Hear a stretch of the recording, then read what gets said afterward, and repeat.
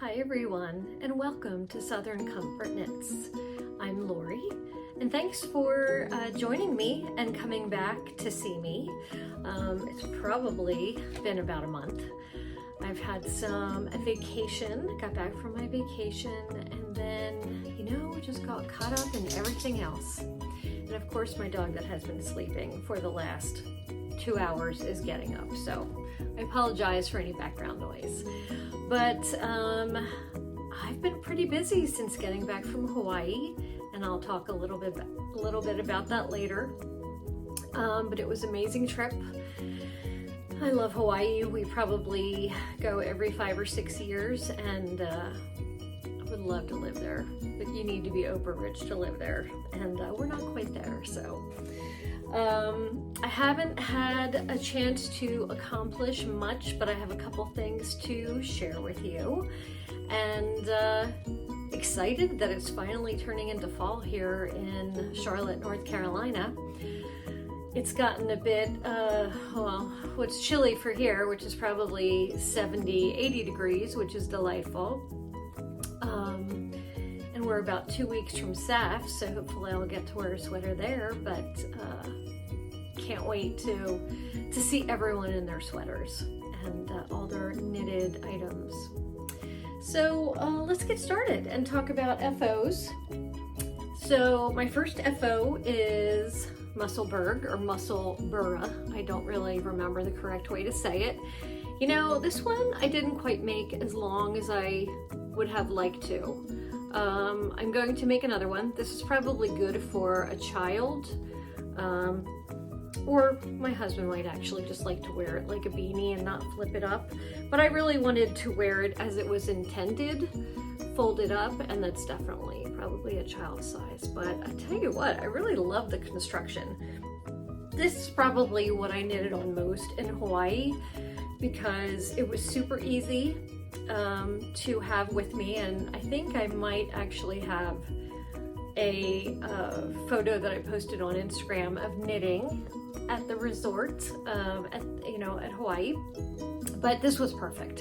I mean, you get started on this and you can knit everywhere, in the airport or wherever you're going. I didn't carry it with me. I don't generally carry my knitting with me.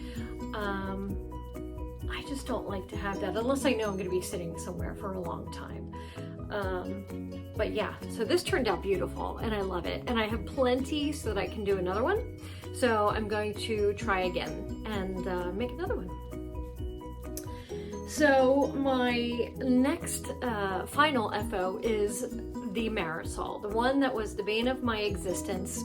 That was crooked. I had put it together wrong the first time. I tried to wing it and fix it without actually taking it apart, and that very rarely ever works out. So after many, many tries, I finally ripped it out probably about 6 weeks ago, practically started over. And I'm so glad that I did, which I knew I would be, because I love the final product.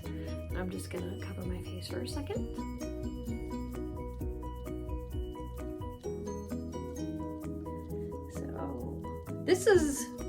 This is the front. And I just love the construction.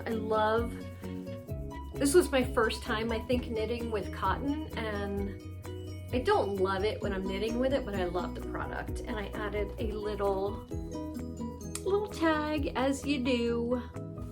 And I especially did for this one. I don't always do that. I do on hats because I think it's cute.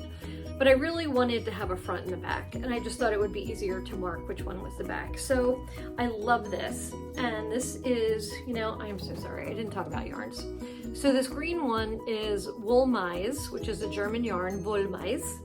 I think the color is Pesto, and this is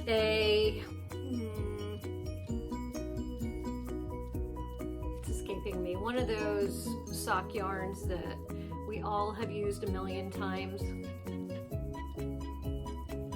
I'll put the name up here. But it's also on my page in Ravelry. My name on Ravelry is LPPURL. You can find me there under LPPURL. Instagram is Southern Comfort Knits. But yeah, so that was that one. This one was Barocco. I think it was Viva. I'll put that here. But yeah, I would love it. I want to do another interesting construction like this. So I will definitely have something like this on my radar for next summer when it gets warm. Let's talk about whips. So when I came back from Hawaii, I wasn't super motivated. I think I had mentioned that I was going to check out some yarn shops when I was in Hawaii. I will tell you, I tried to check out two. I'm not going to share the names because it wasn't the best experience. The first one that I went to was in Waikiki, and it was a little scary simply because it was on a second level, there's a first level of shops and then a second level of shops, and you go up through a side door. But I had to call up, be buzzed up, and then when I got up there, she literally had like 12 different types of yarn in a very large shop. So I'm not sure what was happening. It was very weird and awkward. And then the second one really didn't have, it almost seemed to me like the type of yarn you find at like Michael's or something. So I didn't get to find any exciting yarn or acquisitions of the crafty type while I was there. But, you know, I figured I wanted to try to spread the wealth, you know, since I was traveling, and I didn't get to do that for any yarn shops. But so because I wasn't super motivated when I got back, I went back to my hexagon blanket, and I honestly probably still only have about 50 more hexagons, which doesn't sound like a lot to add on, but honestly, they're such a pain. And of course, I am not perfect at crochet, so they are not all perfectly exactly the same shape. So sometimes I'm just like jamming them in, and it makes them a little wonky. So I actually blocked it. You can kind of see through the holes, so I'm just kind of showing you where I am. So now I am, oops, I lost my notes, hang on. So now I am adding them on, and then if needed, I will take a steamer to it to kind of even it out and make it smoother. Also, because I'm not a super advanced crocheter, I did not do the best job at securing them, and some of them were like coming apart in the middle. So I just kind of honestly ran a needle through it with some similar thread and just tied it in the back. Let me see if I can find one where I did that. I think this might be one where I did that. You know, you just kind of fix it. It's just going to be for me. It'll be fine. But I really do love this, and I'm super excited to get this done. I don't know if it'll be this winter. If not, that's okay. It'll be done when it's done. And then the next thing that I'm working on, and I was hoping to have this finished by SAF, which is not this weekend. Today is Thursday. It is not this weekend, but the following weekend. So I don't know if that's going to happen. But this is where I am right now, which I don't even think I'm a third done. I meant to look at the measurements to see where I was, and I keep forgetting to do that. So maybe I will buckle down and try to get that done in a week. We all know we can, if that was what I really wanted to do. I also don't know what the weather's going to be like. I don't know if it's going to be warm enough to wear something like this to SAF. It definitely will be in the morning, but right now it warms up to like 80 degrees in the afternoon, so I'm not sure. We will see. I am also taking a class, so I will be there all day not this Saturday, next Saturday, so I'm excited about that. I'm taking I don't know what it's called. It's when you take the strips of wool, I think it's almost like a rug latch hooking thing, but that's not the word for it. It's more advanced than like the plastic latch hook kits that you get. But anyway, I'm doing that, so I'm super excited. I've always wanted to do that. So I know that is not a lot of knitting, but I will also share with you what I've been working on. And I'm gonna put the timelines in the description if you want to move ahead. One of my other favorite hobbies is jewelry making. And for some reason, when I got back from Hawaii, I just did not feel like dealing with yarn. I felt like dealing with jewelry. So I've had a bunch of supplies sitting around that have needed to be put together into something that I can use. So I'm going to start showing that to you. So here is the first set. Now the first set is, I don't know, it's a green set. I'll tell you what they are when I show you them. So this one is, this is actually emeralds and diamonds.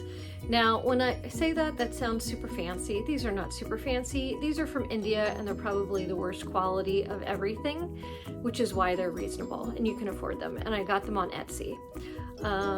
And then this is a diamond and silver. This is sterling silver, and diamond charm. And like I said, they're all not super quality, but they give it like a dark antique look. And this is like a beaded hematite. I can't tell. I don't have my glasses on, so I can't actually tell if that's in focus. I hope it is.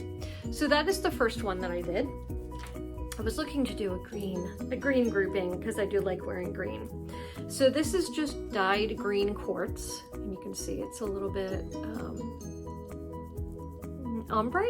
Is that the right word? So I put the darker ones in the middle with 2 silver and beaded diamond,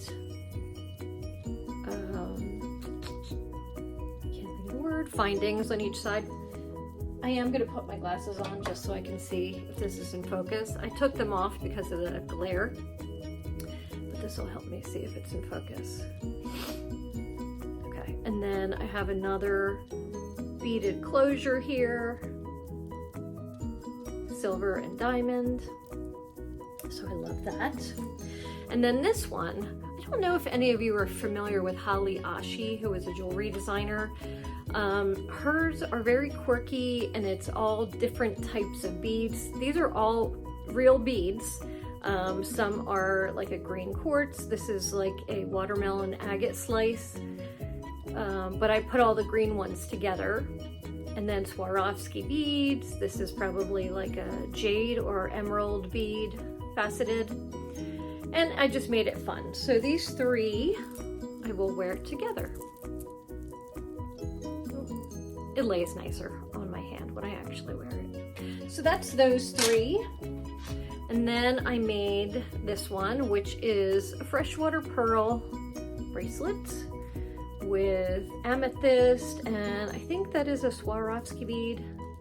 I wear like a lot of gray and a lot of purple bracelets, so that was just a basic one to add to it. And these are all just stretchy bracelets that I slide on over my hand. And then this one is actually a Kendra Scott pendant, which broke, and it would hang this way. It had a chain and then would hang down, and what I did was I made it into a bracelet. It just kind of broke off at a point where it couldn't be fixed. So I took the dangly part and made it into like the top of the bracelet. And then just had a little dangle here. That was the very bottom of the part that would be here. And just added, you know, some silver beads, and so I could wear it like that. I thought it was so pretty I didn't want to waste it. Okay, a couple more and then I will take off my glasses so you could actually, so there's not so much glare. Then this one is just a bunch of stuff I put together. Just a silver faceted, I don't remember the material of the beads here, but, and then this was something that I had just gotten at a bead fair, just a slice of, I had the word earlier and now it's escaping me. Geode, like a geode slice. And then a little dangling bead. And then this is I actually got this pendant in Bluffton, North Carolina. And it's like an amethyst geode. But I just thought it was so cool. And it's nice to wear with just like a really plain shirt, t-shirt. This one is one of my favorites. I just put it on a new chain because the old chain broke, but this is similar, like a faceted silver chain. But this was something that was in my great-grandmother's stuff. This was an old watch. If you look at it, and I don't think I can get close enough to show you, it looks like it was painted rose gold or had a rose gold finish. And the front, I don't know if I can show this now. The front is so beautiful. If I can, I'll try to take a picture. But it was broken, like it was missing the hands, or one hand is on there, and it had one half of a strap. And my grandmother just had a bunch of old broken jewelry. And after she passed away, and then my mom passed away, and I got all their stuff, I always loved this, but never obviously would wear it as a watch, but I thought it would be pretty as like a little pendant. So I put some little dangles and just wear it like that, which I think is cute. So that is the extent of my jewelry exploration, playing around. You know, it's just like knitting. I get obsessed. I do that. I do a bunch of it, then I put it away for a while, and now I'll probably not touch it again for another couple months. But it's fun. I love making and wearing my own jewelry. Just another hobby, like we all have. All right, so let's talk about, there has been one acquisition since my last podcast, and it was truly an accidental acquisition. I was in the part of town where Charlotte Yarn is. I was meeting a friend for lunch, and I got there a little earlier. Did not plan my event well, and I got there early, and I thought, oh well, I'm here, might as well stop in Charlotte Yarn. And just by chance, it was the last day of their Emma's Yarn pop-up shop. So, you know, gonna look around, and you know, Emma's Yarn is great. Oh, I love it. So I bought a couple of things from Emma's Yarn, and I bought, this is DK weight, Drapey DK in glamping. So I bought enough of this to make a vest. I don't know if you guys have noticed, but everywhere I go now, vests are back in. So I bought a couple, and I wanted to make one. So I'm gonna make a vest out of this. I bought 4 of them, so that should be plenty for like a cabled vest or something. I had one picked out. I actually purchased this before I left for Hawaii. It was like the weekend before, like I said, an accidental acquisition. But I thought that would be fun. I mean, and that's kind of, you know, it's got some neutral stuff in there. It's got some pink, a little bit of a beigey color, but I wear enough pink that I'll have plenty to wear with that. So that is my one acquisition. What else can I talk about? I can talk about books. You know, I have only, well, I've listened via Audible and Hoopla. Oh, here comes my shameful admission again. The rest of the Vampire Knitting Club books. So they were all free on Hoopla, and it was kind of perfect for sitting at the beach or at the resort, or the times when I got up a little bit earlier and I was just walking around the resort, and of course, you know, the trip there and back.